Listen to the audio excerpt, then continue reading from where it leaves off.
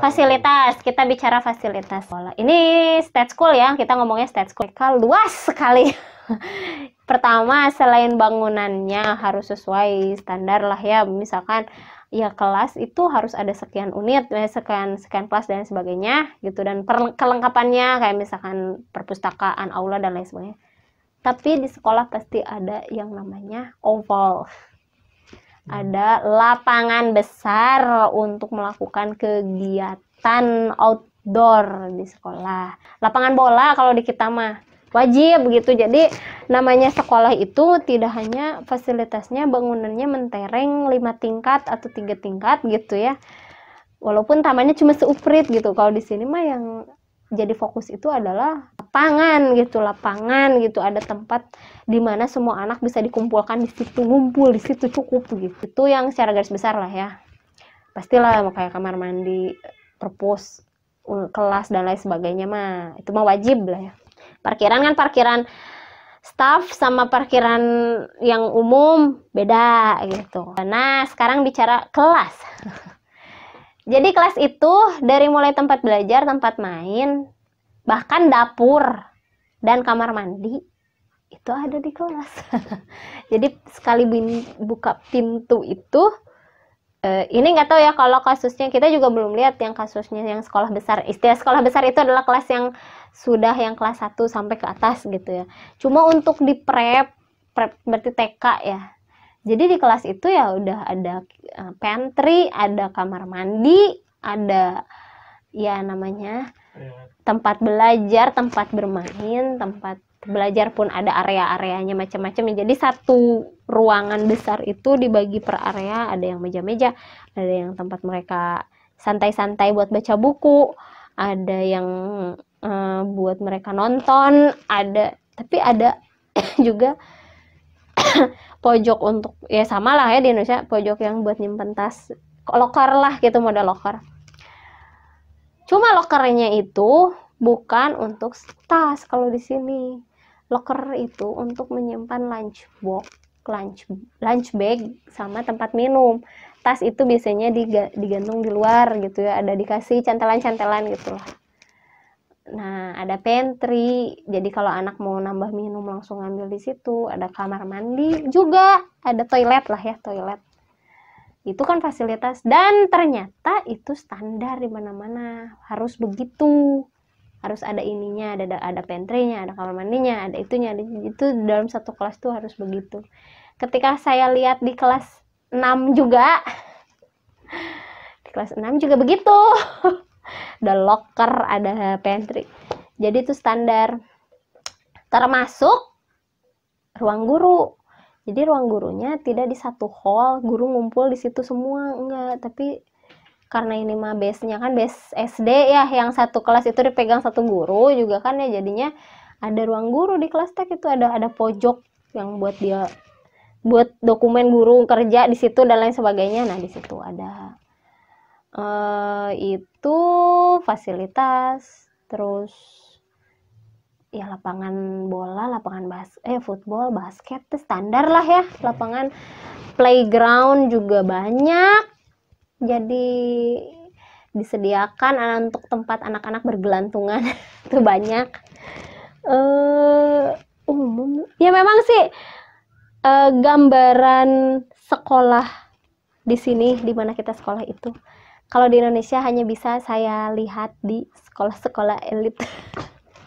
Sekolah yang mahal harganya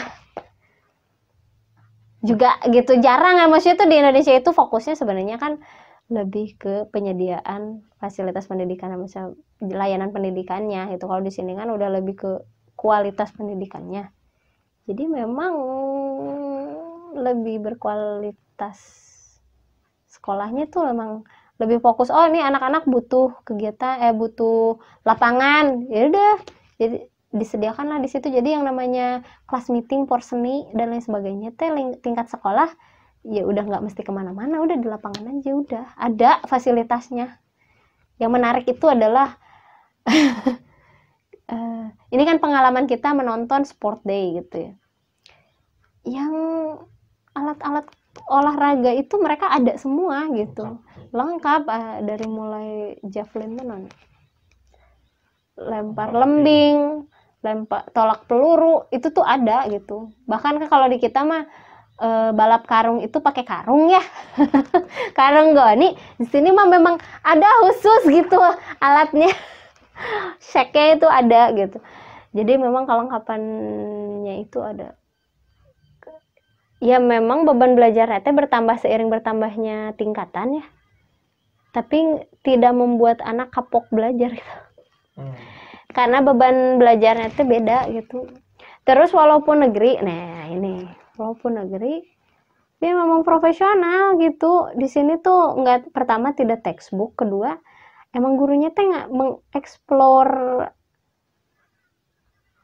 belajar. Jadi gini, fokusnya itu belajarnya gitu, bukan menyampaikan materinya gitu. Jadi ya udah belajar gitu, ada progresnya. Itu yang jadi fokus, bukannya yang penting ini materi harus sudah tersampaikan tapi anaknya emang nggak ngerti gitu kan. Jadinya stres kan, gurunya stres, anaknya stres, padahal laporan harus dikerjakan gitu. Misalkan ngejar apa, ngejar KKM kalau di Indonesia.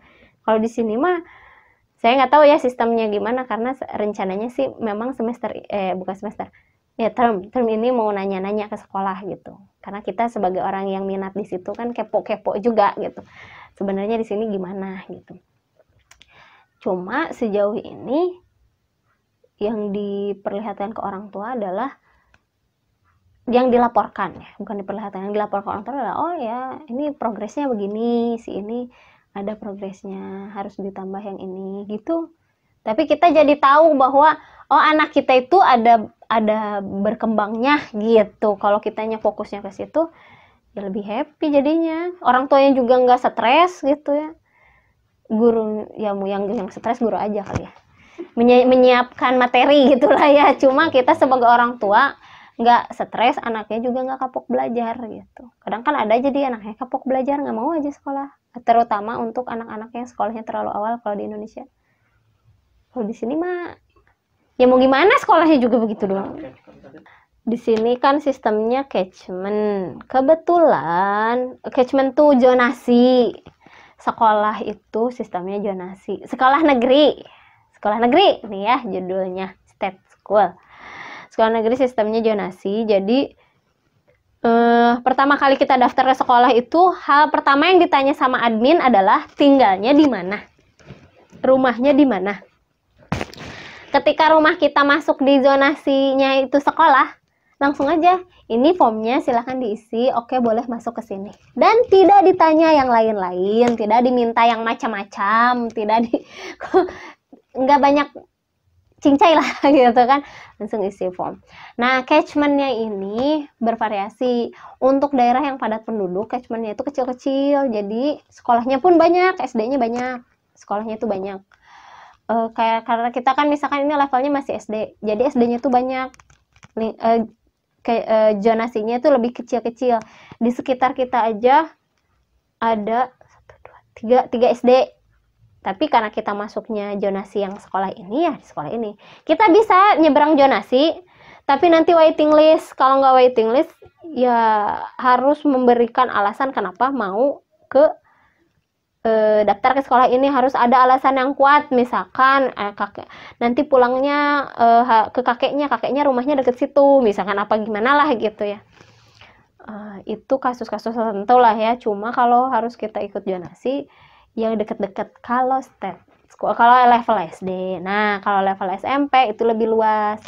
Itu yang kecil-kecil itu zonasinya kenapa bisa jalan kaki ke sekolah gitu, nggak terlalu jauh. Intinya mah bisa dicapai dengan jalan kakinya tuh nggak yang sampai berkilo-kilo gitu lah ya. Itu untuk SD di tempat yang ramai. Nih kita kebetulan tinggalnya walaupun melipir Brisbane, tapi ramai gitu tempatnya, itu lumayan padat. Nah untuk kasus-kasus misal kayak di Far North Queensland atau dari Brisbane ke atas, dia kan nggak mesti Brisbane ke atas sih, yang di antara kita nih Gold Coast sama Logan tuh di tengah-tengah yang agak jarang penduduknya tuh catchmentnya tuh besar-besar, sekolahnya lumayan agak jauh-jauh gitu kan ya. itu mungkin karena kan dilihat dari sebaran penduduk ya, misalnya gini, jadi fokusnya itu ada fasilitasnya, nanti zonasinya dilihat lewat sebaran penduduk gitu. Kalau sebaran penduduknya ternyata padat, ya potongannya itu karena sebaran penduduknya padat, ya sekolahnya itu zonasinya kecil-kecil gitu, jadi semua ngumpul di situ. Yang far north lebih besar-besar lagi zonasinya, sekolahnya satu di mana. Jadi tapi yang pasti karena di sini mah umumnya pada punya mobil ya, jadi walaupun jauh juga masih bisa dijangkau gitu, masih bisa dijangkau. Nah itu untuk zonasi di sekolah negeri.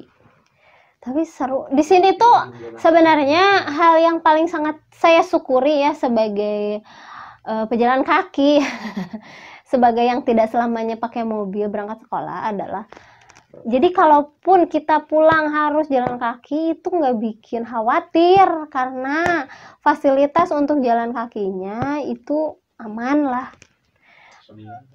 ada gitu. Dan tidak, ya kita saingannya jalan kaki sama yang pakai sepeda, sama yang pakai elektrik skuter gitu, tapi nggak banyak gitu.